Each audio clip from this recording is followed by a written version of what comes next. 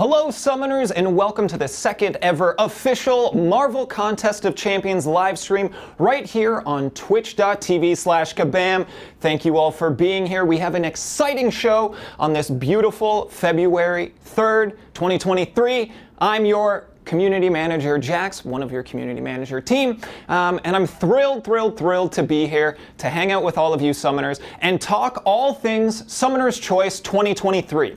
Like I said, we have a fantastic show with a lot of new and exciting things. We will be talking to our lead RPG designer about their contributions to the Summoner's Choice campaign. We're going to have a couple conversations with content creators about why they think White Tiger and Gladiator should be the new contestants here in Marvel Contest of Champions. And of course, we will be revealing the champion who will be joining us at the end of 2023 as your Summoner's Choice.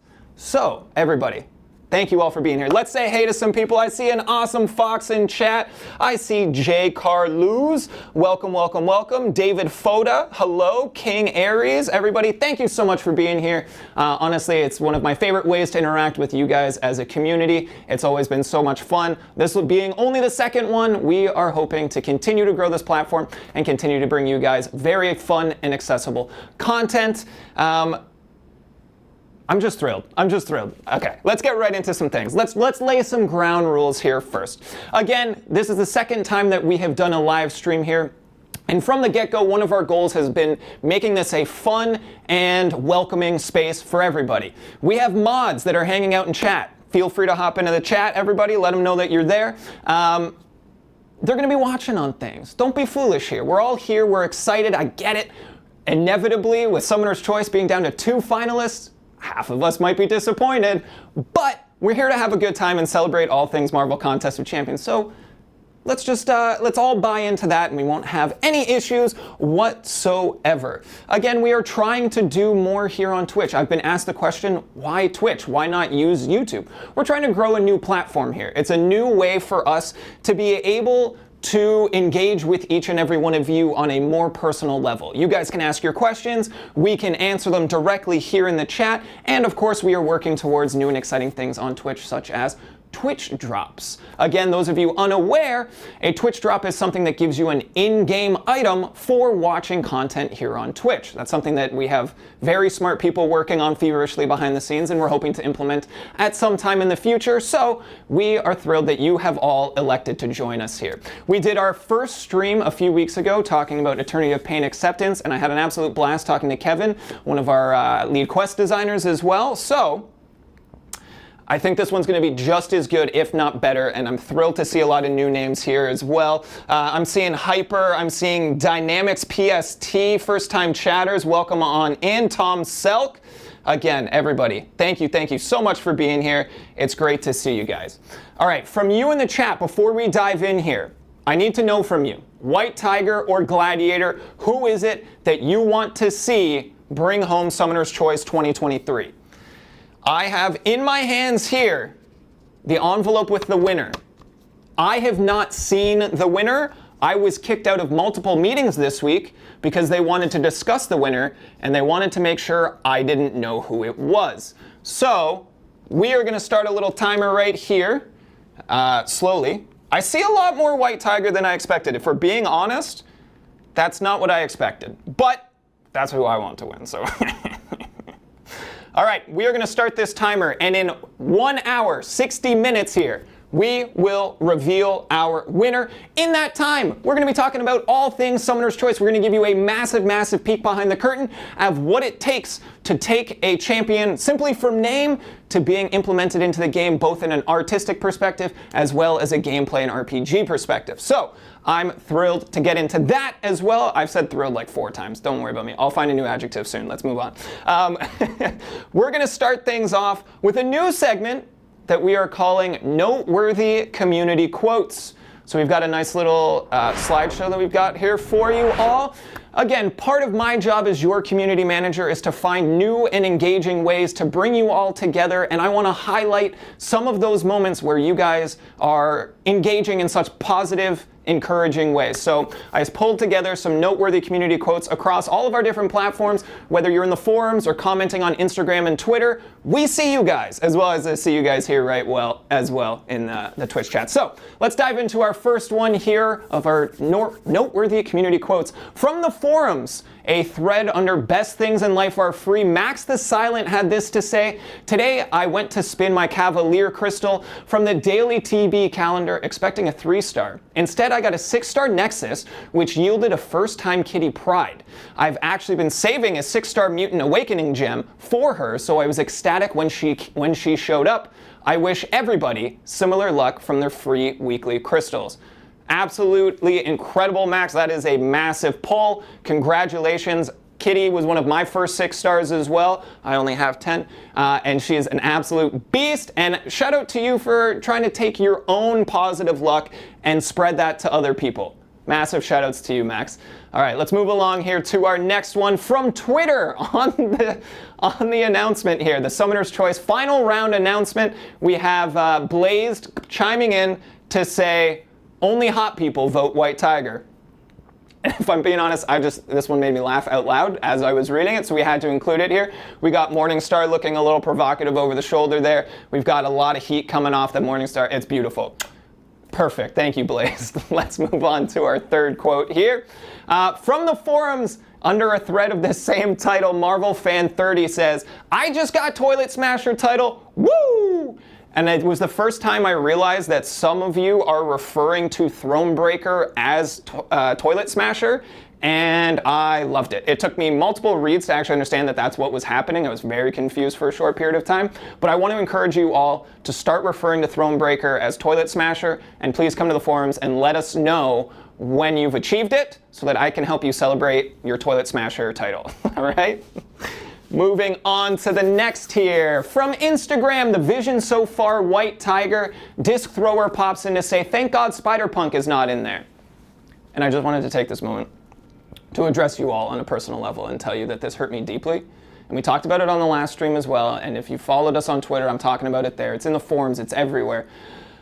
I'm mourning the loss of Spider-Punk, okay?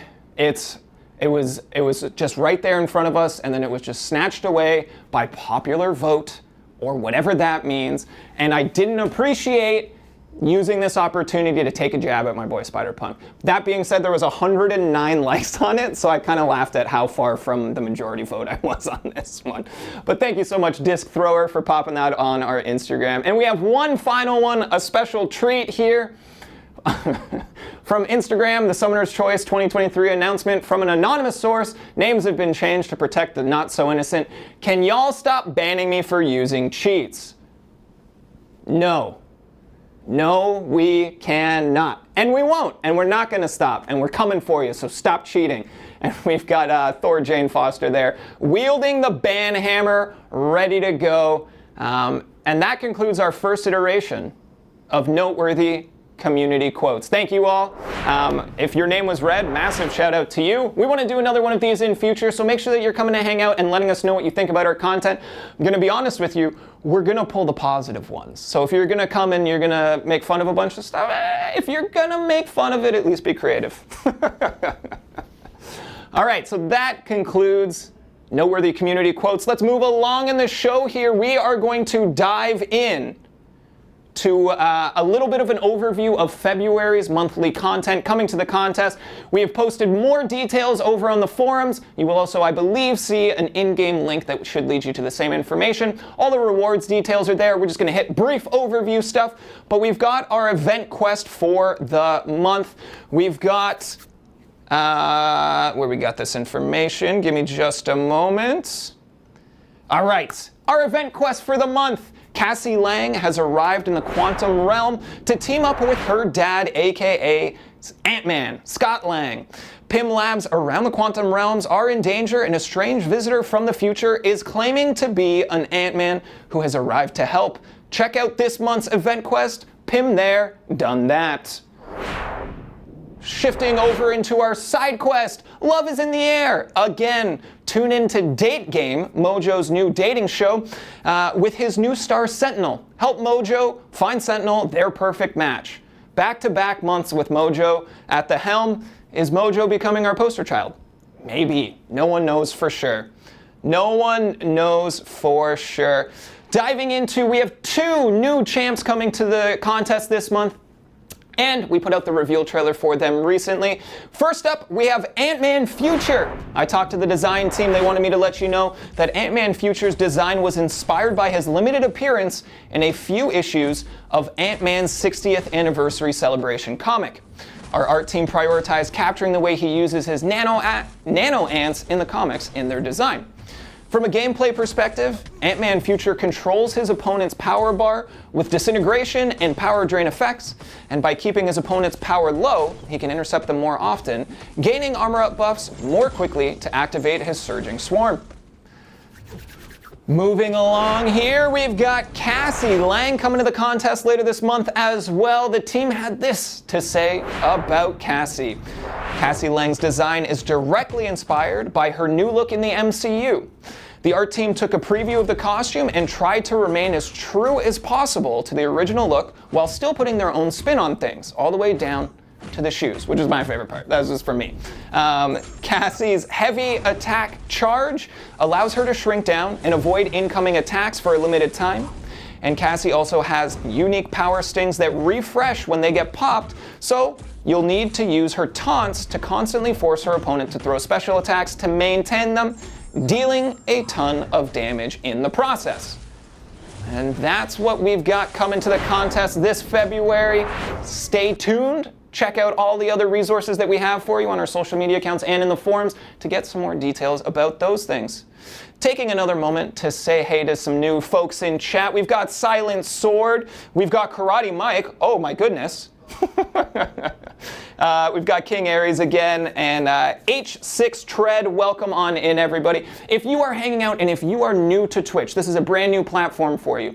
You don't have to make an account to watch this. You can just hang out and take in all the information, but if you want to participate in the conversation, make yourself a little account, pop in, make sure to hit that follow button so you will be notified every time we go live. We're intending to do these at least once a month and hoping to ramp up to doing 2 of these a month. So it would be fantastic to have you guys coming back for each and every one. Couple new first-time chatters. Deadpool Don, shout out, great name. Danny, Sage, Crayfish, welcome on in, everybody. And I want to say a massive shout out to anyone that is watching this stream being restreamed through any of our content creator programs. We're going to go on a kind of ad hoc basis for this and see when we're going to allow that type of thing, because we want everyone to come over here and hang out with us for certain things as well. So if you're enjoying your time there, fantastic. We love that for you. We wouldn't mind if you headed over to twitch.tv/Kabam and just hit that little follow button. It's going to do wonders for us. All right. Let's get into something that I'm very excited for. Each and every time we do this, I get jazzed up for it. We're going to talk to a couple of our content creators. We are very lucky to not only have 1, but 2 talented, passionate content creators coming to the show today. We are going to be talking to Xander Scar and the one and only Karate Mike. They are going to tell us a little bit about their background with content creation, and they're going to tell us why they think why they think the champ they want to win should win. We'll get there. So we're going to bring to the show our first guest, their first time appearing on the stream, a content creator with a whole lot of passion for one character in particular. Please welcome to the show, Xander Scar. How you doing, Xander? Welcome on in, dude. Hey, it's glad to be here. Thank you so much. Of course, man. Fantastic having you here. Of course, if people want to check out Xander's content, I'll tell you right now, head to youtube.com/XanderScar. You will not be disappointed. We've been getting to know Xander a little bit as we've been leading up to this stream, and it's a ton of fun. Fantastic energy coming off of this gentleman here, and we'll keep that going. I want to know more about you. We got to let everyone know who you are. What motivated you to transition from an MCOC player to an MCOC content creator? Honestly, it just boils down to me loving playing video games. I enjoy other people that like playing video games, and it's just overall a really good time. And I've had a lot of fun making videos, starting up live streams, interacting with everybody. It's just a super fun time. I get it, man. That's one of my favorite parts of the job. That's why we're doing this the way that we are. A lot of your channel is I don't want to say focused around, but is featuring Miles Morales as a champion. Can you tell us what your connection to Miles Morales is and how it came to be that you're so passionate about that character specifically?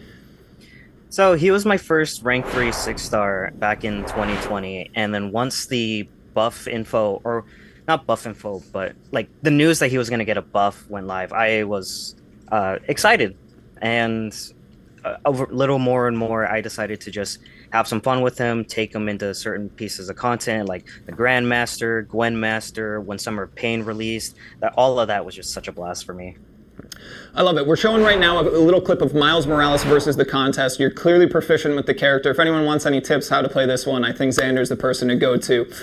When the initial champs were announced for Summoner's Choice 2023, the initial 8 that were coming to this contest here, who were you voting for right off the hop? Spider-Punk. Spider-Punk, number one. Yep.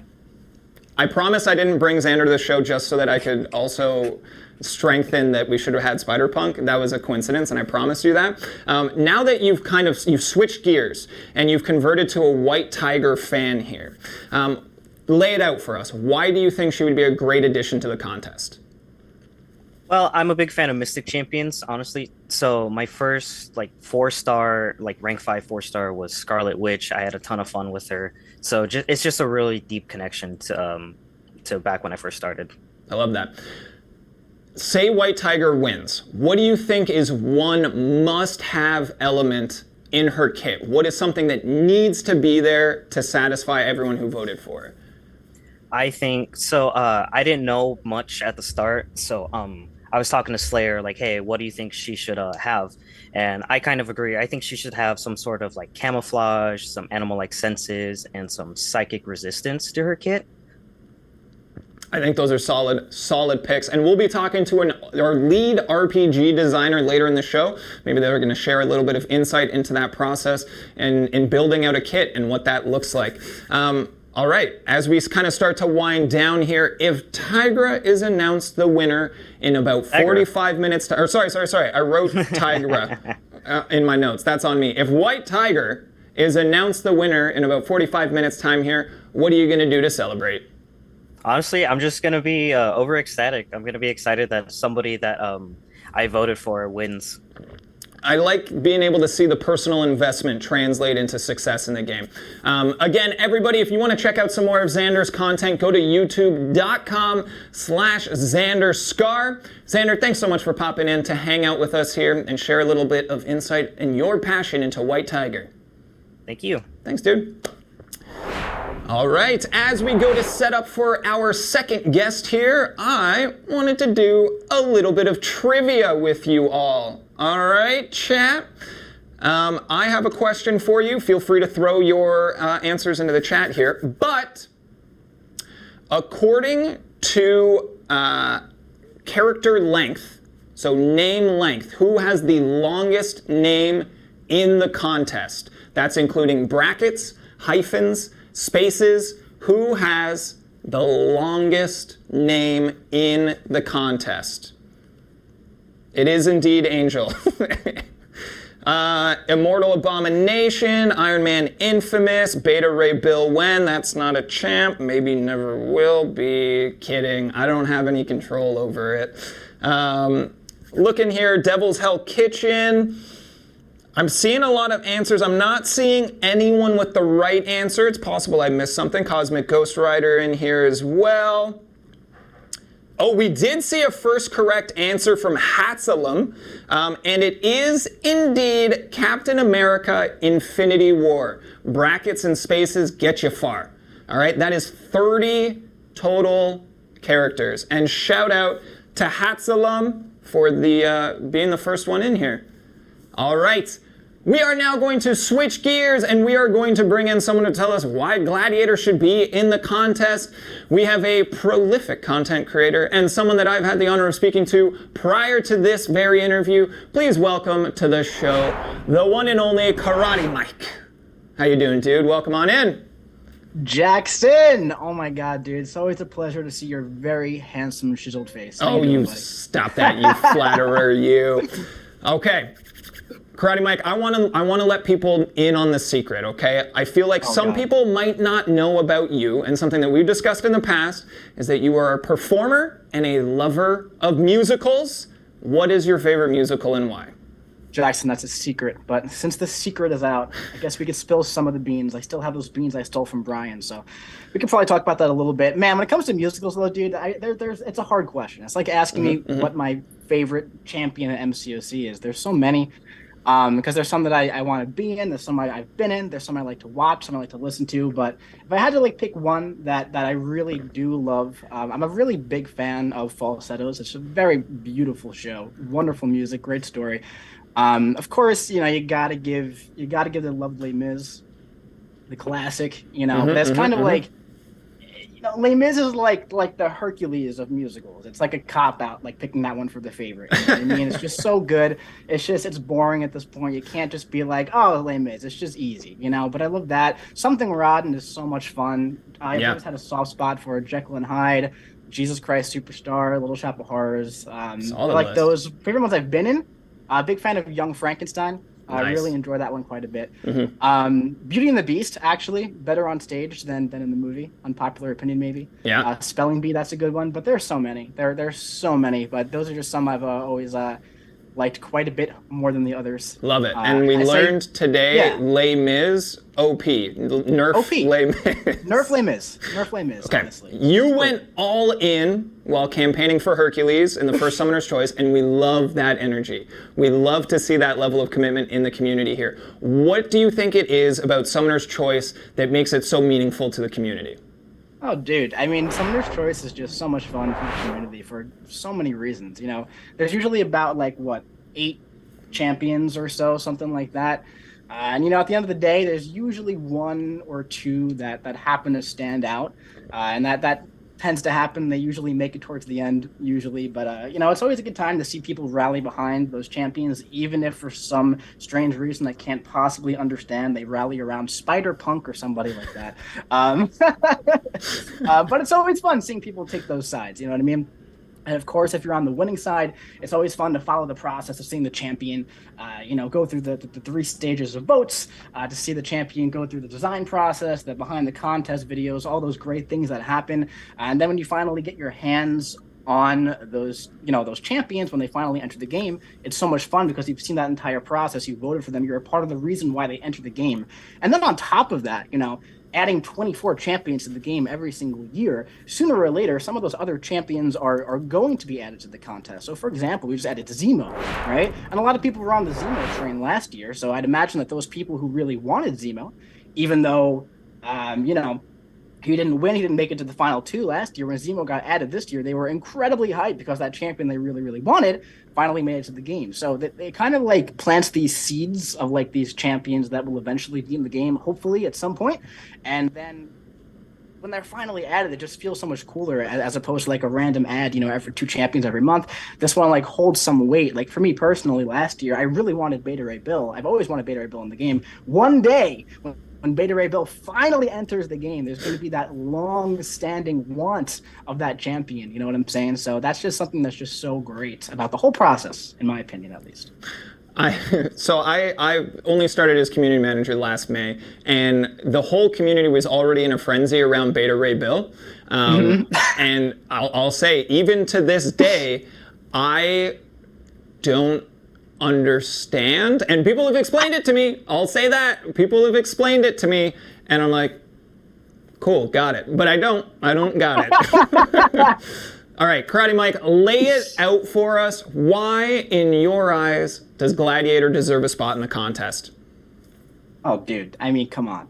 Are you kidding me? I'll answer it if you need me to, but I mean, have you seen the guy? I mean, he looks like the perfect candidate for a Summoner's Choice champion. He looks like a champion. You know what I mean? When you just look at him, he's got the purple mohawk. He's got the frame that you need for a champion. He's just it. First and foremost, right?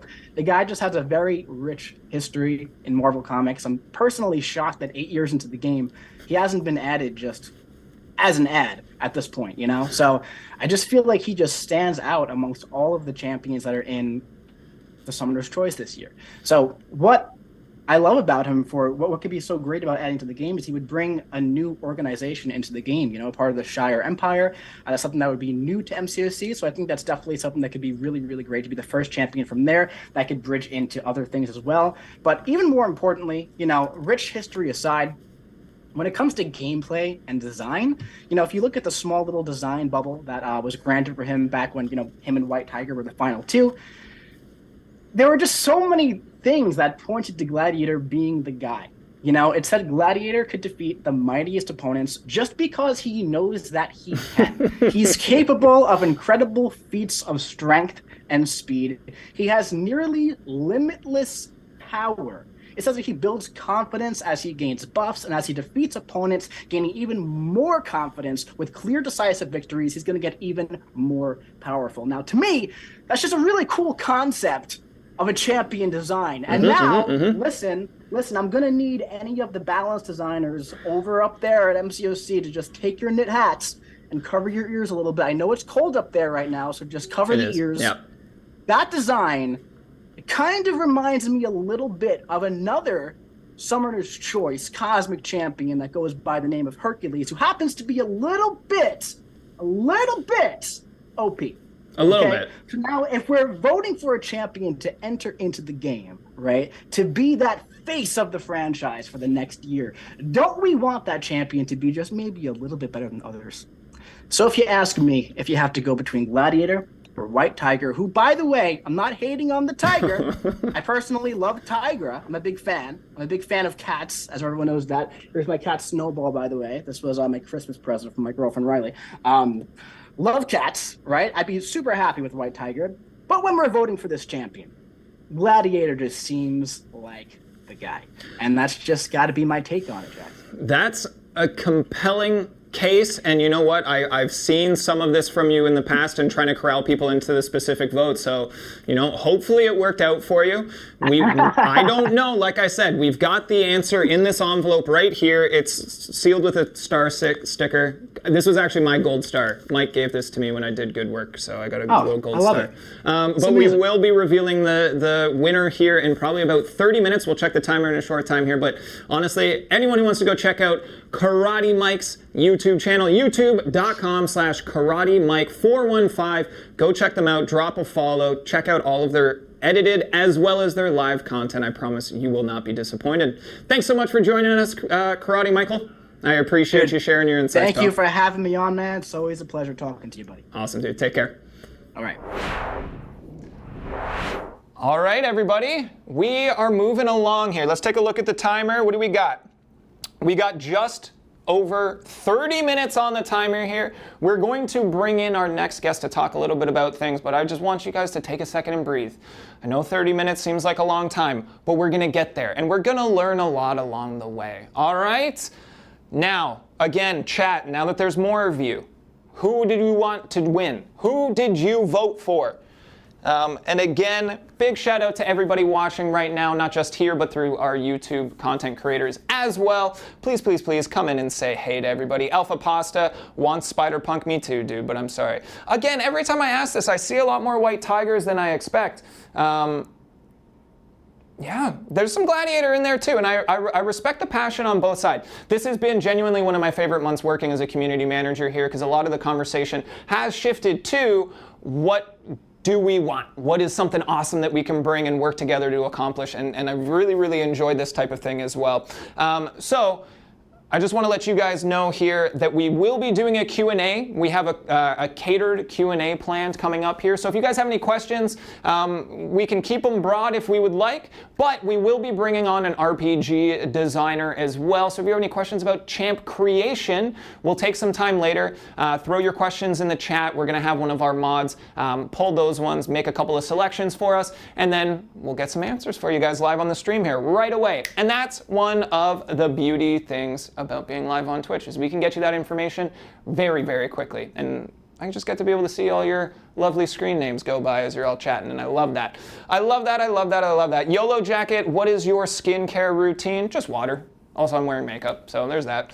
All right, everybody, let's move along here. And let's bring on our next guest. We set up for our tech run earlier in the week, and I had an absolute blast talking to this individual. They are responsible for a lot of things that you all are very familiar with in the contest here. We are going to bring on our lead RPG designer. They are going to join us right now, and we'll see them in just a moment.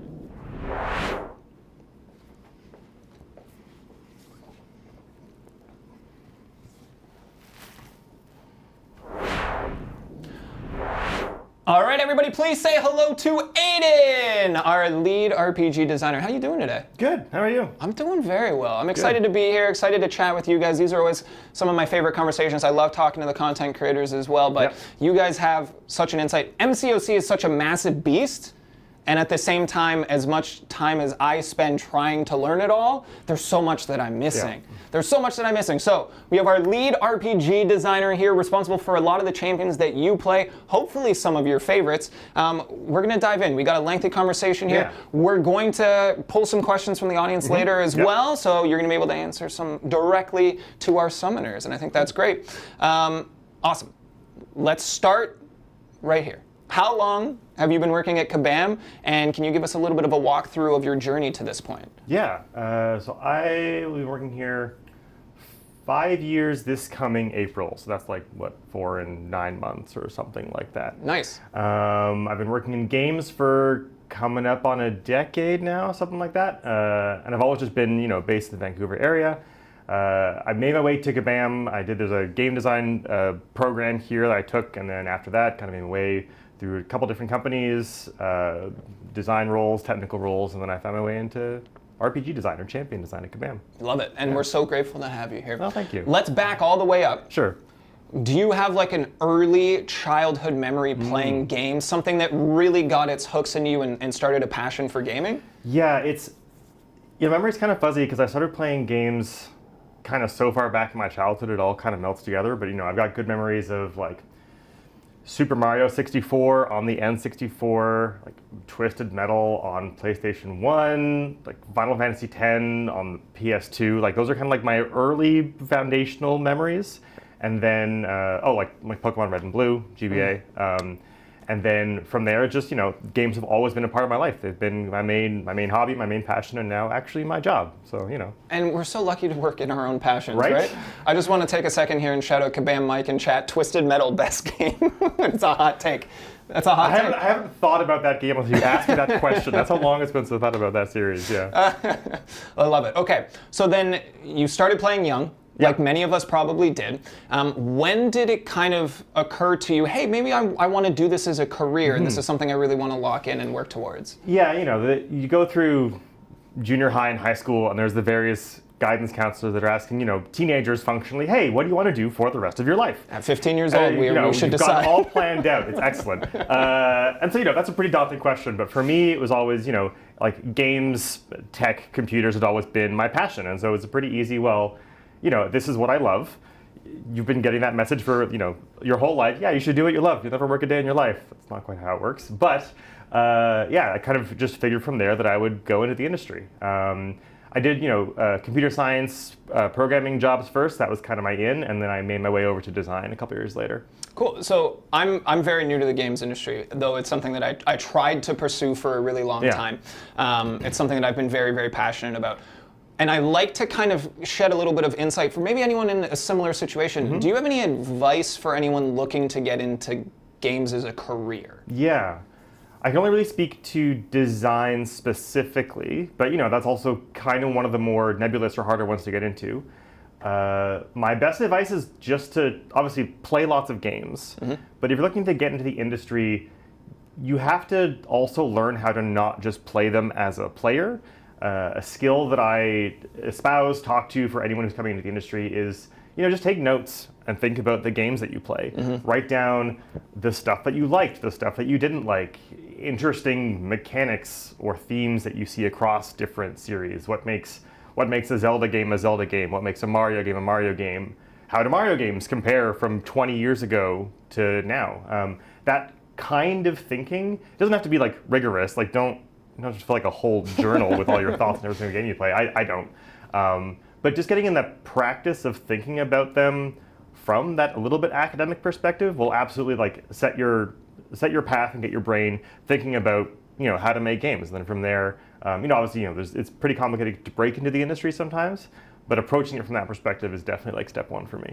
That definitely echoes some of the best advice that I was given as I continued my pursuit. In one of the interviews, actually, to start here, they said to be analytical of the company that you're going to interview as well. So if someone came to an interview for MCOC and they wanted to do an RPG design, is it beneficial for them to come in and say, hey, I broke down these last 6 champs that you created, and this is what I noticed about them, and this is kind of the perspective? Yeah, absolutely, 100%. We that's something we actually will look for in interviews sometimes. Depending, you don't necessarily have to have played a ton of MCOC to come and work here. It definitely helps, obviously. But we'll use that as a starting point for the conversation. We'll, depending on what a player's, or I guess an interviewee's most recently played champion is, or their current favorite, that's a springboard for further design conversations and starting to pick their brain about how they approach games and how they work. And that's really kind of the meat and bones of what we really care about, is your design mentality and your ability to craft interesting challenges. So. Yeah, absolutely. Let's dive into what they might be familiar with you for. Yes. What are give us some of your greatest hits and champs that you contributed to MCOC here? Interesting. So I love all my children equally. And I've made a lot of champions. I'll do a loose chronology, let me think. So I made Aegon, who's got a bunch of stuff around here in the studio. Emma Frost. I did all the Fantastic Four, so that's Reed, Sue, Human Torch, and Thing. If you ever lost a fight against Thing, I'm sorry, but I'm also not really sorry, but I am sorry. I did Warlock.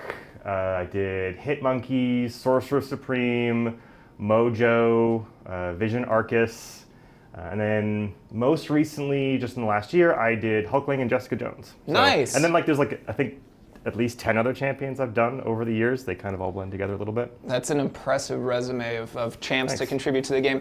You mentioned Jessica Jones. Yes. Before we dive into full-on Summoner's Choice, let's focus on some stuff, because we got an announcement in about 20-25 minutes here, which is exciting.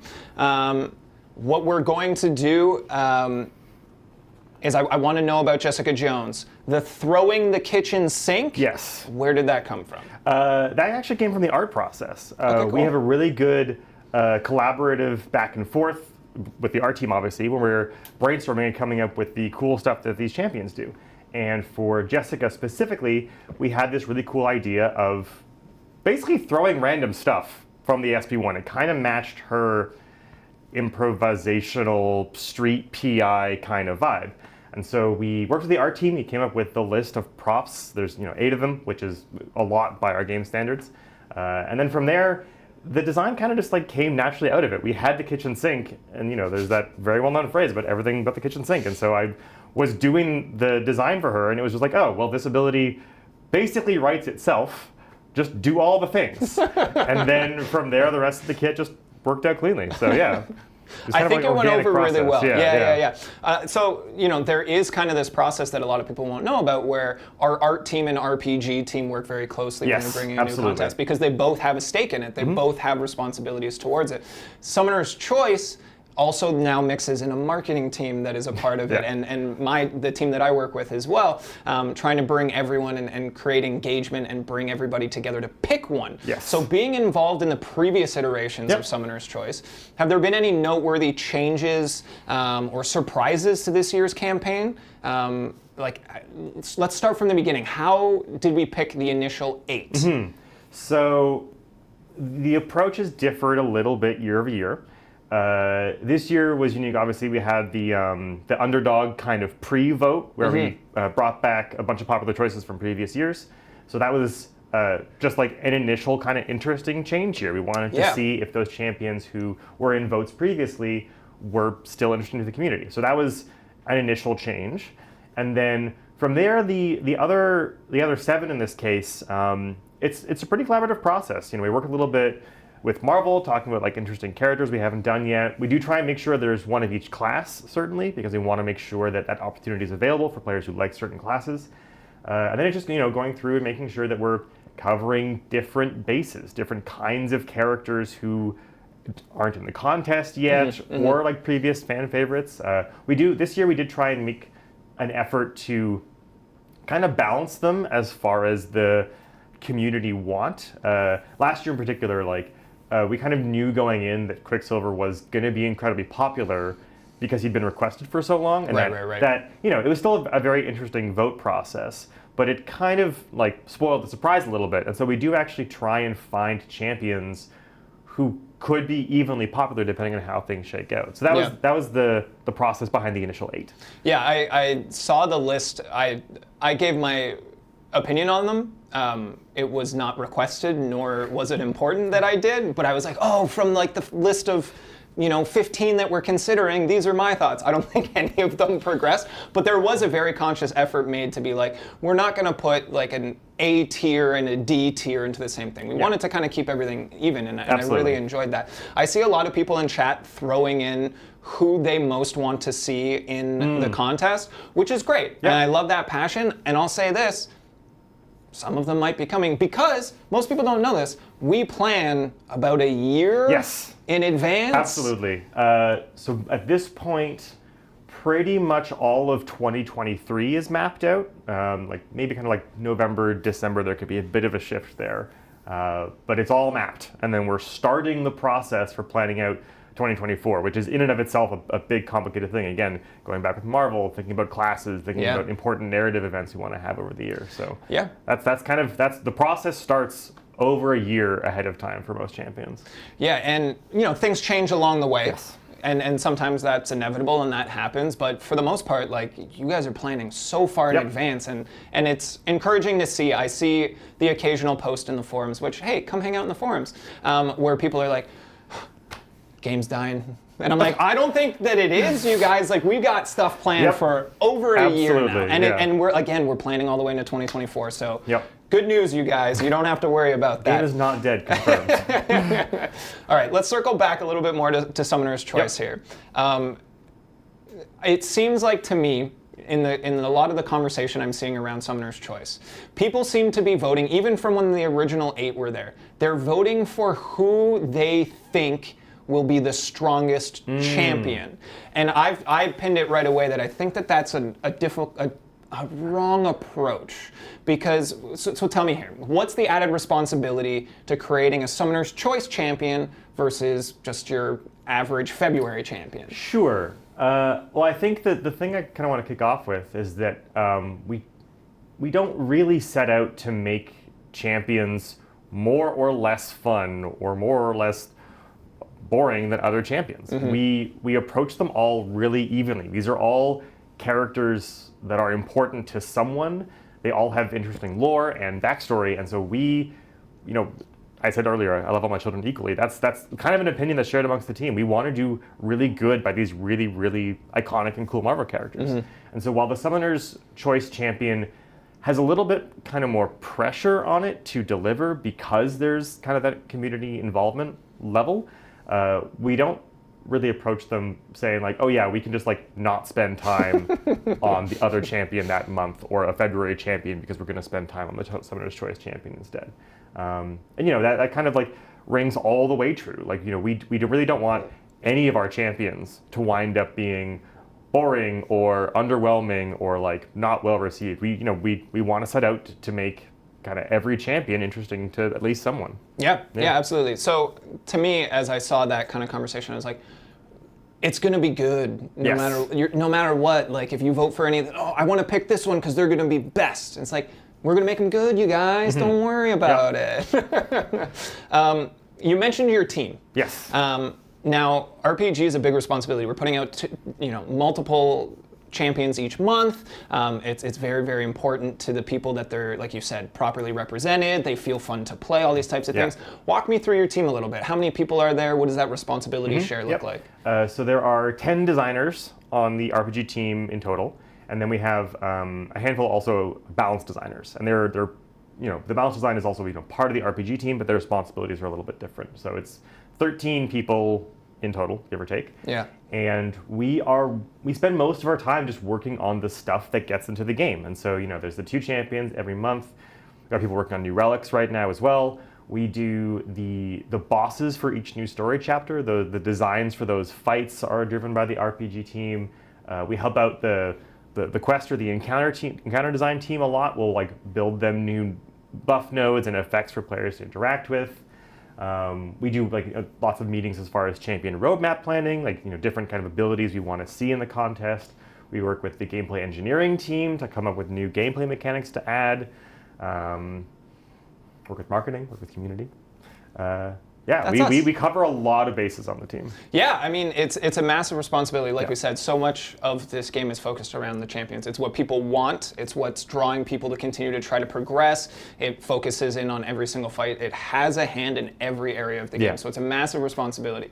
We are going to just take a quick look at the clock here, and we got about 15 minutes before the grand reveal here. We mounted this, it's not actually helping, but it's fine. I can see it. That's good, that's important, that's what we need.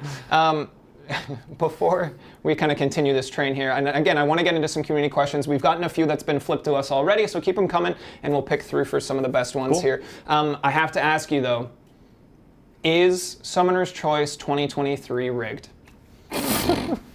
No, it is not rigged. Okay. If we wanted to put a champion that we liked in the contest, we would just do it. We do that 22 times a year anyways. Yeah, we have that that power. We run the whole pipeline, and so if there's a champion that we want, we would just do it. Yeah. It's interesting, and it kind of harkens back to a lot of my job. When you engage with any particular portion of the community, you may think you're talking to a lot, but there are so many people that play this game, you're not talking to a good representation of it, right? So I've seen that is a conversation that I've seen a lot of, that it's rigged, they rigged it. And it's like, we would just pick that one if we wanted them to win. But it is important to kind of remember that there are so many people that you can never really accommodate for how hundreds of thousands of people are going to behave. So when you're like, everyone I know voted for blank, there's hundreds of thousands of people that voted on the other side, you know what I mean? The other thing about that is that the Summoner's Choice vote is a really, really, really cool opportunity for us. Yeah. Because we do pick the other 22, 23 champions in a given year. This is the best opportunity for us to get that community input. So if this is our chance to do that and go through the process of setting up the voting system and all that, we want to leverage that. It's a unique opportunity for us that only happens once a year. Yeah, okay. Let's dive into your creative process on approach here, because you guys basically pitched the general broad spectrum approach to each of these champions, right? So we have two left. We've got Team Gladiator and Team White Tiger here. Don't feel that you have to put a face on for this. Okay. Who do you want to see come to the contest as a winner of Summoner's Choice 2023? I would prefer to see White Tiger. Okay. Personally. Is that from a design perspective of what you want to bring to a character, or even from a gameplay perspective? We talk about it a little bit, that we get the misconception that we don't play our own game. Oh God, we play it a lot. We play it all the time, and we talked briefly that it's very comical that you've designed all these champs, and yet some of them aren't even on your roster. Oh yeah. We play it, and we have to earn what we get. Yeah, and there's a very special hell about fighting your own champion and losing. It's like I made you. I know how you work. I'm still losing. This is frustrating to me. Who did this? I did this. I made so many wrong choices. I think they were right choices. I'm just mad at myself. I like that. Yeah. Cool. Let's dive into some questions that we've been flipped here from the community. Who do we have going on here? Looks like we've got a question from Parker Beaver. How do you ensure a champion is balanced and not too strong or too weak as you add them to the contest? So that is a complicated question, and it's not even something that's entirely within my discipline, because as I mentioned, we do have our balance designers as well. We approach it in a few different ways, but the most important thing is goals. When we are designing champions, we come up with actually a quite elaborate, kind of almost multi-page list of things we want to accomplish with that champion. And that can be stuff like particular other champions in the contest we want them to be good against or bad against, certain paths and nodes on the various maps. When we're talking about the Alliance versus Alliance seasons and the changes that are happening there, we'll notice, a particular lane has had a lot of the same attackers for a very, very long time. Let's think about mixing that up for players, providing a new defensive threat for them to use. And then we'll also talk a lot about lore and gameplay feel. So a good example is sort of like the Hawkeye rework with his perfect release mechanic. That didn't come from a game meta perspective. That came from the idea of I want players to feel like, I didn't do the rework, this is a teammate of mine, but it came from that idea of wanting to feel like that accurate, skilled archer. And so we have a very, very, very long list of goals that we do for every single champion, and that's what a lot of the design process is. And then obviously, we do the design, we build the champion, we do the play testing. And then the way that the ensuring of balance comes is just at various points during that process. When we're looking at the original goals, we might say, does this champion target too many things? Are they not targeting enough things? Do they have a minimum amount of utility abilities to feel useful? Are we worried that they have access to too many different sources of damage that'll make it difficult to tune their damage down the line because they'll be, really, really spiky, where they'll have to be low all the time and then high later. So it's very much we look at the goals. When we're doing playtesting, we keep an eye out for complicated play patterns we might miss or things that are worrying. A perfect example of that is Tigra. Her ability to dodge under projectiles is a very, very, very powerful and unique ability that contributes to her power budget, and therefore she would have to pay a cost of that power budget somewhere else. And then obviously we get to the final stages after the playtesting is done and we're wrapping up the champion. Our balance designers really, really get in there. They test them in all kinds of different paths and content and scenarios and gameplay styles to really try and push these champions to their absolute limit. And then we try and get them to conform to their original goals. We have some damage numbers we try and make sure champions land in. That's where our champion attributes system comes in, where we have an idea of kind of a points budget for certain champions. So it's very much just across the whole process, balance is important to us. Yeah, it sounds like a massive process, and that even still is only a snapshot of it, and it's already so intricate. Yeah. So kudos to you and the whole team here. Let's dive into a next question here. Kylak in chat asked, when picking a champion's utility or resistances, do we factor in the comic history side of things? By and large, yes.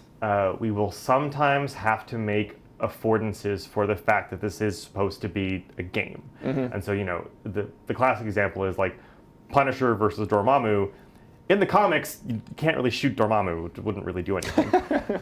He should be immune to bullets. So we do have to make concessions in that way to ensure that we are still creating an interesting fighting game.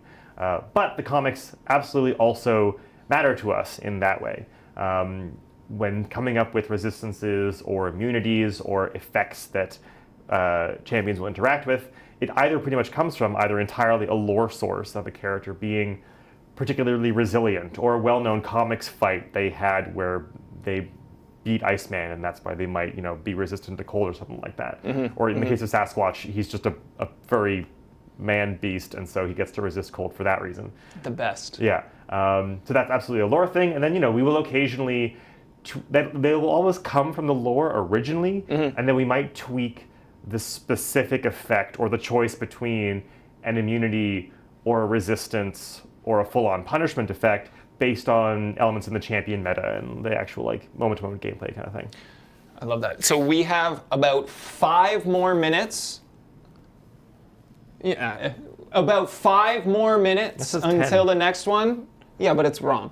Okay. We've got about 5 more minutes until we take a peek here in this envelope and figure out who the winner of Summoner's Choice 2023 is. So we're going to get a couple more questions in that time, and then we have the big announcement. I'm excited. Aiden, from Viz Norviz, how do you see champion design progressing and evolving in the next couple of years?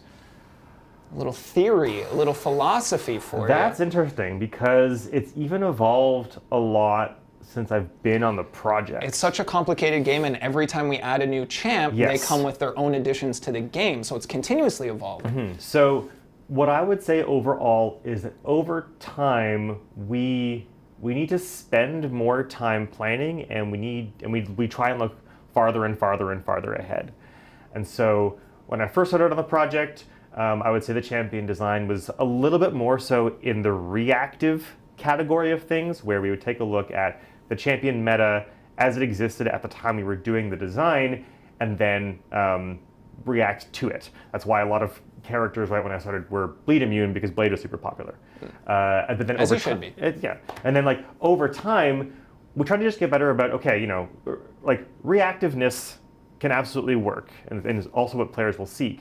But we were having a harder and harder time moving things around and like creating new design challenges and design space for ourselves and like trying out new things in certain classes. And so we have, rather than being reactive, we are looking farther and farther and farther ahead. So over the last 2-ish years, we've started looking, 2 months ahead, 4 months ahead, 6 months ahead, 8 months ahead at that roadmap that we're planning out a year in advance. And we're planning, okay, we know we'll be releasing, for instance, like a certain number of mutants in a given year. And so what needs to happen to the tech and skill classes because of that? Or, there's certain elements in the Mystic class that are feeling a little bit repetitive. So what are some new abilities we can try out in Mystic that will make these new champions feel unique and not just, I don't care about that because I already have something like that in my roster already. Right, yeah. Yeah.